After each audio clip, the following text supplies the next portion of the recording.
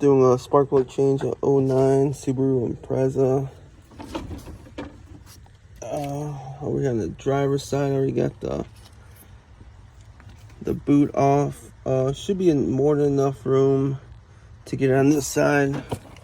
Over here, I'm gonna have to remove the air cleaner just so you get some more room. So down there, you can see right there one, and the other one right here.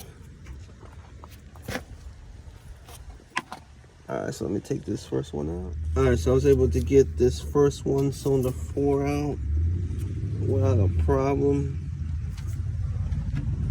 This is the setup I'm using. 5/8 magnetic socket, swivel, small 3-inch extension. The tube seals are leaking also, so I'm gonna have to replace these gaskets, outdoor gaskets. I'm gonna try and get the back number 2 cylinder right now. I'm gonna see if I have enough room.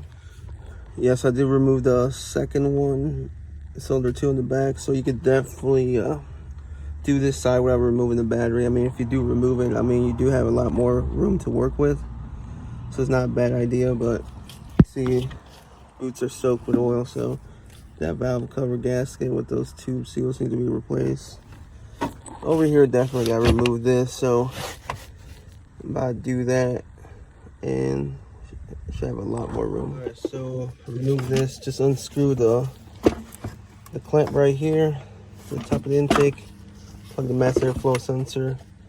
Undo the clips to the rest of the housing for the air filter. If you want to take this whole thing off, there's one more 10 mil down here, and then there's one in here too. But you should have more than enough room just by taking the rest of the intake tube. But I mean, you can take this off if you like. All right, so everything's fully assembled now. Plug the mass airflow sensor in, latched up the air filter, screwed that back on. Got the new wires. Everything's all good. The gap for the spark plugs is 0.043. I'll link some good spark plugs to use.